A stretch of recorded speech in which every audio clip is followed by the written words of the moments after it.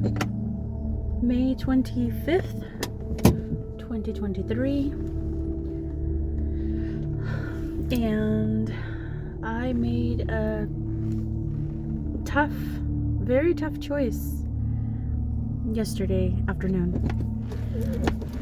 that I've never done before. I talked to Joshua. We talked on the phone for the first time since a while. Definitely since he's been back in Portland. We texted yesterday. He sent me first thing in the morning and "I miss you" text message, and the conversation started from there and kind of went to the afternoon, and everything's very platonic. I asked him if he wanted to talk this evening. He said yes. I needed that conversation. I needed to assess where he is, assess where his mind is. I needed that. And so we had a really lovely conversation. It was calm, it was therapeutic, it was friendly. You know, I kind of played the role of friend / therapist, give him some advice.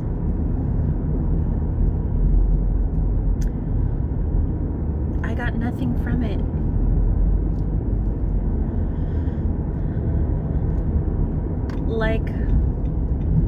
Like it started happening towards the end of our relationship when he started nose diving into this disorder of his, bipolar 1 with rapid cycling.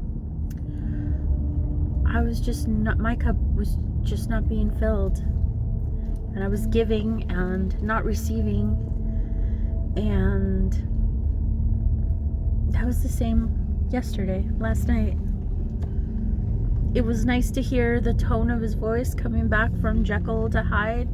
I see him returning. So it was nice to hear who used to be my fiance, to hear him a little bit. But he's not him. He's not it. He's still very much in transition mode from one person to the next.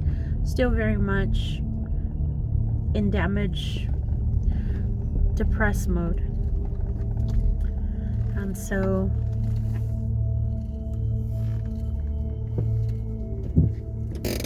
after our conversation and just the way it ended, which was amicable, I wrote a journal because I couldn't rest at that moment. I was feeling unwell. I cried the minute I hung up the phone. I love this man so much, and he wasn't present anymore. Will he ever return to self and be that person that I used to love and used to love me? Who knows? But it's not up to me to wait for him to see if he chooses us or not. I decided I was going to choose myself. And that was the thing that I did that I've never done. I have never let go of somebody while I was still in love with them. And after my journal, I just had to contact him one last time and let him know that I couldn't do this. I know that he needs me. I know that he's come to the realization that I was the only one who cared. I know he's realized that his so-called friends took him back to Portland, but apparently haven't even made the attempt to call him and see how he's doing. And he is in a place right now where he shouldn't be left alone to his own devices. He needs so much support, so much hand-holding, so much help. I was there for that. He was getting that assistance here. He was thriving here. I've said that before. And he had a good provider, good doctor, provider that was interested in his well-being, that was interested in his health, that wanted to help him just as much as I wanted to help him. I had taken a day off of work. I was going to work part-time because he assured me that he had us. I had already talked to my higher ups, and they had already approved it when he bounced.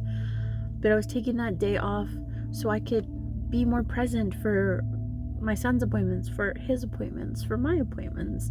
Just be more present in our family dynamics. Now he has nobody. He claims that nobody cares.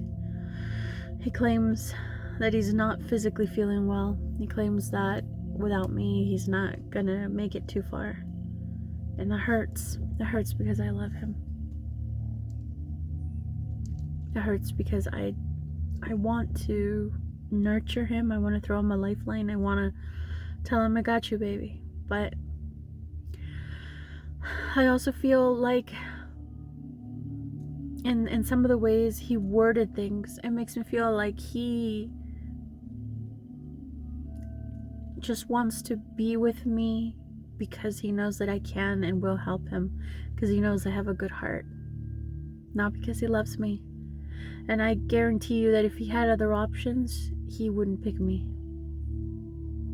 So why would I subject myself to that?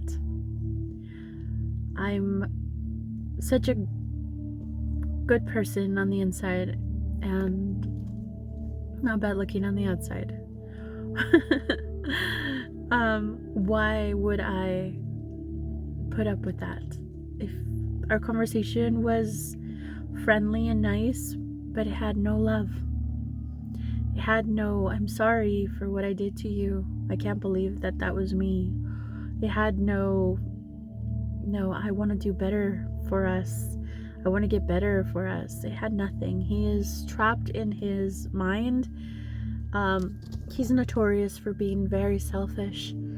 And the guy from Polar Wars even says so, that people with bipolar disorders tend to think about themselves a lot because of, what is affecting them, what's constantly affecting them. So it shows, and I don't need to be in that. That's not the kind of relationship I want. I'm no one's nurse caregiver. I do that out of the love in my heart.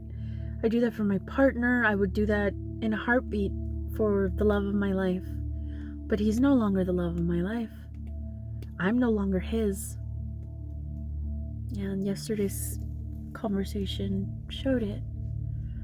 I'm not going to be treated like a friend, like just some friend while I'm wearing his engagement ring, and him still expecting me to help him handhold somehow, because he's in Portland now, so not entirely sure what he had in mind, but he says he can't picture a world without me. But honey, you're living it now. I'm not there. So I cried.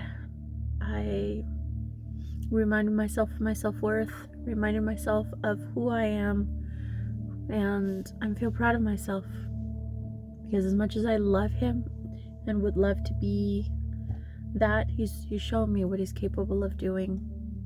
He showed me what he wants from me without giving me anything in return, and I'm not for that. I'm not. No, I know some women would be. I know few women that would jump at an opportunity like that to be with the men that they want, and even if it just were for assistance sake. And honey, no. I'm a woman of quality. I'm a woman. I know my self-worth. I'm a woman of high value. I'm not here for those kind of things. So as much as I love you, I send you off with love. I know you need me, and that hurts. But like you did when you left, you wanted to cry. You were holding me. You were telling me you miss me, but you couldn't do this anymore. And so this is me telling you, I love you. My heart hurts for you. I wish I could help you, but I can't do this anymore. Not like this. I need more. I need my cup to be filled. I need my soul to be nourished. I want a man to come into my life and really treat me in my feminine energy, allow me to be in that feminine energy. And I have decided that I'm going to be more in my feminine energy, even though I have to be in my masculine energy because I'm a single mother and I have to do everything myself. But I'm going to be more in my feminine energy, and I have a manifestation board to work on this weekend and manifest the life I want, who I want to see in my life. And I want to start off with a man who's in his masculine energy, who has a good balance of his feminine energy as well, but allows me to be in my feminine energy while he handles things. I want a man who is good with his parents, that he loves his parents, and he has a good family dynamic. I want someone with balance, and I want someone with spirituality, because that's important. I want someone with integrity. I want a family man. I want somebody that's open and transparent and isn't playing games. Someone mature who's been there, done that, and is tired of all of that and wants a quality woman. I am that quality woman. I am.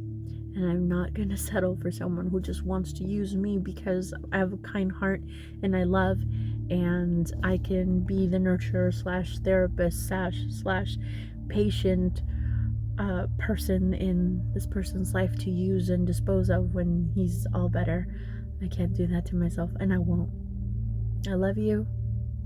You will always hold a special place in my heart for the wonderful, beautiful time that we spent together, and for reviving me in some ways and making me realize some of the things that I desire still. But I move on now, love, and wish you the best.